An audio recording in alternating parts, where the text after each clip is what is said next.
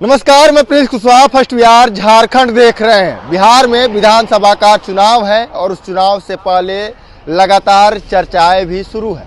एक तरफ मुख्यमंत्री नीतीश कुमार को लेकर कहा जा रहा है कि मुख्यमंत्री नीतीश कुमार कभी भी पाले बदल सकते हैं, तो दूसरी तरफ अब सियासी समीकरणों को साधने के लिए जीतनराम मांझी लग गए हैं। केंद्रीय मंत्री हैं, पूर्व मुख्यमंत्री रहे हैं और देखिए किस तरह से लिट्टी विथ मांझी का जो ये कार्यक्रम है वो रखा गया है जीतनराम मांझी के आवास पर।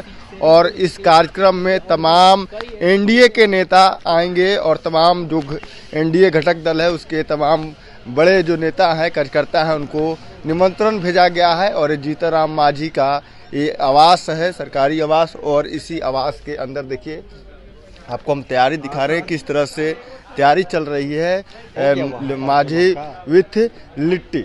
आप देखिए किस तरह से जो तैयारियां है वो पूरी की जा रही है। और देखिए कि आप तमाम यहाँ पर जो तैयारी है वो तैयारी किया जा रहा है। एक तरफ बिहार में विधानसभा का चुनाव है तो दूसरी तरफ एनडीए के तमाम नेता यहाँ पर बैठे हुए हैं। आप देख सकते हैं कि किस तरह से एनडीए के तमाम नेता अभी से ही जमना शुरू हो गया है, लेकिन आपको हम तैयारी दिखा रहे हैं कि किस तरह से तैयारी चल रही है। और इस तैयारियों के बीच में मुख्यमंत्री नीतीश कुमार की आने की खबरें हैं और इस खबर को लेकर लगातार सियासत भी हो रही है। एक तरफ जीतनराम मांझी जो लगातार चुनाव को लेकर हमलावर हैं, एनडीए में हैं और कह रहे हैं कि देखिए हमारी हैसियत को झारखंड दिल्ली में नज़रअंदाज किया गया, लेकिन बिहार में अपना हम हैसियत दिखा देंगे। तो दूसरी तरफ आज जो है जीतनराम मांझी के सरकारी आवास पर लिट्टी विथ मांझी का आयोजन किया गया है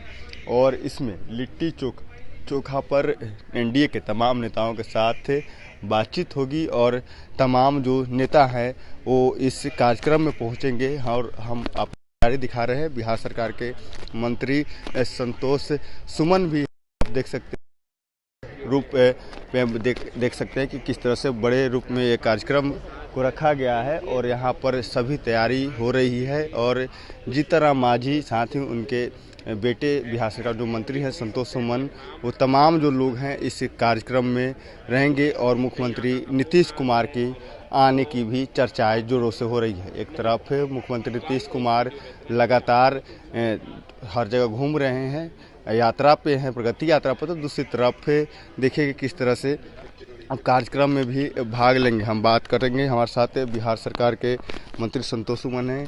कार्यक्रम का सर आयोजन किया गया है, इस कार्यक्रम के पीछे क्या कुछ उद्देश्य है सर? कोई उद्देश्य नहीं है, पूरी तरह से सामाजिक आयोजन है और हर साल हम लोग कुछ न कुछ करते हैं और लगा कि सब लोग मिल करके एक साथ लिट्टी खाएंगे तो आपस में प्रेम बढ़ेगा, मेलजोल बढ़ेगा, तो समाज के लिए कुछ बेहतर होगा। बस इतना ही और इसके अलावा कुछ नहीं। मुख्यमंत्री नीतीश कुमार की भी आने की चर्चा है? जी, उनकी सूचना मिली है कि माननीय राज्यपाल महोदय महामहिम वो भी आ रहे हैं, मुख्यमंत्री जी आ रहे हैं, डिप्टी सीएम भी आ रहे हैं और भी प्रमुख लोग हैं, सब लोग आ रहे हैं। तो आशा करते हैं कि ज़रूर आएंगे और एक अच्छा कार्यक्रम होगा जिससे हमारे कार्यकर्ताओं का मनोबल बढ़ेगा, क्योंकि जब बड़े नेता आते हैं तो कार्यकर्ता भी उत्साहित होते हैं, उत्तेजित होते हैं और ऊर्जा से ओतप्रोत होते हैं। तो निश्चित तौर पर उनके आने से हमारे कार्यकर्ताओं में एक ऊर्जा बढ़ेगी और उस ऊर्जा से हमारी पार्टी का विस्तार भी होगा, हम लोग ऐसा समझते हैं। एक तरफ एनडीए के तमाम घटक दल हैं वो जिले में जा कर कार्यक्रम कर रहे हैं, दूसरी तरफ आप एनडीए के तमाम नेताओं को बुलाकर कार्यक्रम, क्या लग रहा है एक तरह से एनडीए एकजुटता दिखा रही है कहीं ना कहीं इस बार? निश्चित तौर पर देखिए एनडीए तो एकजुट है ही, दिखाने की जरूरत नहीं है एनडीए को। आप देख रहे हैं कि कोऑर्डिनेशन की बात है तो हमारा प्रखंड स्तर पर से लेके बूथ स्तर पर कोऑर्डिनेशन है। एनडीए के नेता सभी प्रदेश अध्यक्ष और सभी माननीय नेता जाकर के जिला में सम्मेलन कर रहे हैं और जितने भी बूथ पर जितने भी है सब एनडीए के पांचों घटक दल के जो भी हमारे कार्यकर्ता हैं सब एक साथ होकर करके काम कर रहे हैं। हम समझते हैं बिहार के लिए एक अनूठा प्रयास है। माननीय मुख्यमंत्री जी को हम धन्यवाद देते हैं, भाजपा के शीर्ष नेतृत्व को भी धन्यवाद देते हैं जिन्होंने अनूठा पहल किया और यह पहल कर करके एनडीए में एक नई जान फूंकने का काम किया। क्योंकि जब नीचे स्तर के कार्यकर्ता जो हमारे सच्चे कार्यकर्ता हैं जिनके बल पर हम लोग आते हैं, उनका अगर एक साथ मिलाप हो गया तो फिर ये आंधी को कोई नहीं रोकेगा। 2025 में 225 से ज़्यादा सीट जीतेंगे। लेकिन कल बजट आया था और बजट को लेकर कहा जा रहा है कि जेडीयू के लोग खास करके नाराज हैं इस बजट से, बिहार को कुछ नहीं मिला। अब पता नहीं किनको ये पता है कि जेडीयू को लोग नाराज हैं, मुझे तो ऐसी बात नहीं लगती है। ऐतिहासिक बजट है और ऐतिहासिक इस मायने में है कि टैक्स स्लैब जो 12 लाख तक कर दिया गया, 12 लाख के नीचे कोई किन्हीं को टैक्स नहीं देना होगा, इसमें बिहार के लोग भी लाभान्वित होंगे। कृषि के क्षेत्र में कुछ काम हुए हैं तो उससे बिहार के लोग भी लाभान्वित होंगे। आप देखेंगे कि स्वास्थ्य में 36 दवाओं को ड्यूटी फ्री किया गया है तो वो सस्ती होंगे तो बिहार यहाँ के लोग भी लाभान्वित होंगे। तो सब मिला करके हम समझते हैं कि बिहार को मखाना बोर्ड बनाया गया है। बिहार के लिए आप देखिए एयरपोर्ट का विस्तार की बात हुआ है, आईआईटी के विस्तार की बात हो रहा है, कोसी परियोजना की बात हो रहा है, तो बिहार को कहाँ ऐसा कुछ है तो कोई नाराज होगा। और केंद्रीय कर में जो हमारी हिस्सेदारी है बढ़ गई है, 10% बढ़ गया है, जिससे 1,25,000 करोड़ रुपये हमको मिलने वाला है। तो हम समझते हैं फेज वाइज ही मिलेगा, मंथली मिलेगा, लेकिन वो भी एक बड़ा अमाउंट होता है। तो बिहार के विकास के लिए काम होगा, बिहारियों के लिए काम होगा।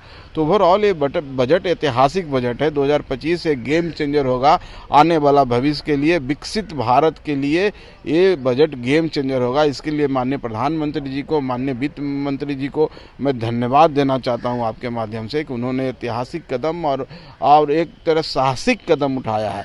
कोई भी सरकार इतना बड़ा कदम नहीं उठाती थी कि 12 लाख का टैक्स स्लैब हो जाएगा, 12 लाख तक छूट होगा, क्योंकि आप यूपीए की सरकार में 1 लाख से शुरुआत हुआ, 1 लाख से जाते जाते 2 लाख तक आए, उनका कार्यकाल खत्म हो गया।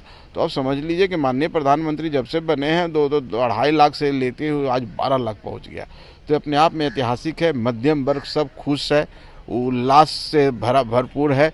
जो हमारे मध्यम वर्ग के लोग जो बिजनेस करते हैं वो माननीय प्रधानमंत्री जी को एकदम हृदय से धन्यवाद दे रहे हैं। और ये बिहार को भी फायदा होगा, बिहार के भी बिजनेस करने वाले को फायदा होगा और इसका नतीजा आपको नजर आएगा चुनाव में। हम चुनाव में 225 सीट से ज़्यादा जीतने वाले हैं। आप कह रहे हैं 225 सीट से ज़्यादा जीतेंगे, लेकिन दूसरी तरफ तेजस्वी यादव कह रहे हैं कि बिहार के लोगों के साथ सौतेला व्यवहार किया गया है, किसान और ग्रामीणों को अनदेखी किया गया।